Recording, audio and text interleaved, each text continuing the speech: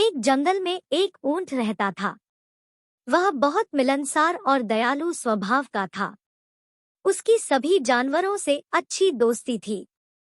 वह सबसे हिल मिलकर प्रेमपूर्वक रहता था। एक दिन उस जंगल में एक ज़ेब्रा आया।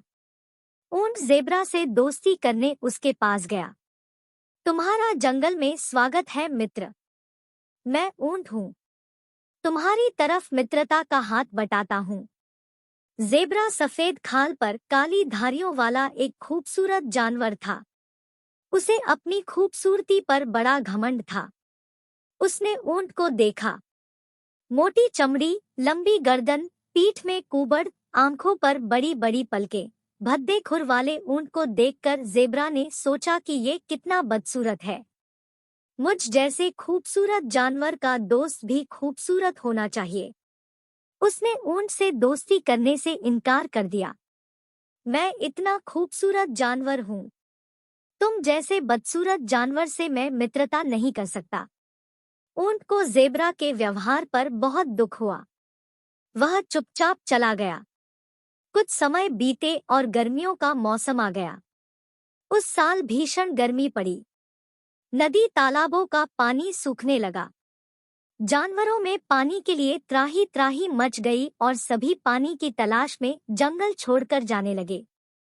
जंगल के सारे जानवर परेशान थे। पानी की कमी से ज़ेब्रा के सामने भी जीने मरने की नौबत आ गई थी। लेकिन वह जब भी ऊंट को देखता, वह उसे बड़ा सामान्य नजर आता। एक दिन उसने ऊंट से पूछा, इतनी भीषण गर्मी में सब पानी को लेकर चिंतित है, किंतु तुम चिंतित नजर नहीं आते। वो इसलिए क्योंकि मैं बदसूरत हूँ, ऊंट ने मुस्कुराते हुए उत्तर दिया। ज़ेब्रा उसकी बात समझ नहीं पाया।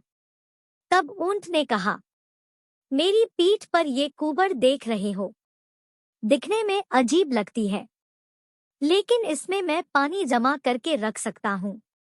इसके कारण मुझे कई कई दिनों तक पानी की कमी नहीं होती और मैं बड़े आराम से बिना पानी के लंबे समय तक रह सकता हूँ।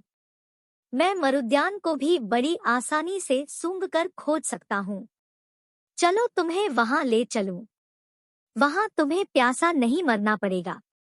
ज़ेब्रा ऊंट के साथ जाने लगा। कड़ी धूप थी। ज़ेब्रा का हाल बेहाल होने लगा। तब ऊंट ने उसे अपने विशाल शरीर की ओट में चलने को कहा। ज़ेब्रा को धूप से कुछ राहत मिली। दोनों आगे बढ़े तो एक रेतीला मरुस्थल पड़ा। वहां रेत की आंधियां चलने लगी। ऊंट ने बताया, अपनी बड़ी बड़ी पलकों के कारण मैं ऐसे रेतीले आंधी तूफानों को आसानी से झेल सकता हूँ। मेरी चमड़ी भी मोटी है, जो मुझे धूप और आंधी तूफान से बचाती है। वे कुछ दूर और आगे बढ़े तो गर्म रेत के कारण ज़ेब्रा के पैर जलने लगे। ऊंट को बड़े आराम से गर्म तपती रेत पर चलते हुए देखकर उसने पूछा, तुम गर्म रेत पर कैसे चल पा रहे हो? ऊंट ने कहा, ये भद्दे खुर देख रहे हो, ये मुझे गर्म रेत पर चलने में सहायता करते हैं। तुम्हारे पैर जल रहे होंगे, आओ तुम्हें अपनी पीठ पर बिठा लूं। ऊंट ने ज़ेब्रा को अपनी पीठ पर बिठा लिया और मरुद्यान की ओर चल पड़ा। वहां पहुंचकर ऊंट ने ज़ेब्रा को पीठ से उतारा और कहा, ये जगह पानी से भरपूर है, तुम यहाँ आराम से रह सकते हो। ज़ेब्रा ने मदद के लिए ऊंट का धन्यवाद किया और अपने व्यवहार पर माफी मांगते हुए कहा, मुझे माफ कर दो। मैंने तुम्हें बदसूरत समझकर तुमसे दोस्ती नहीं की थी।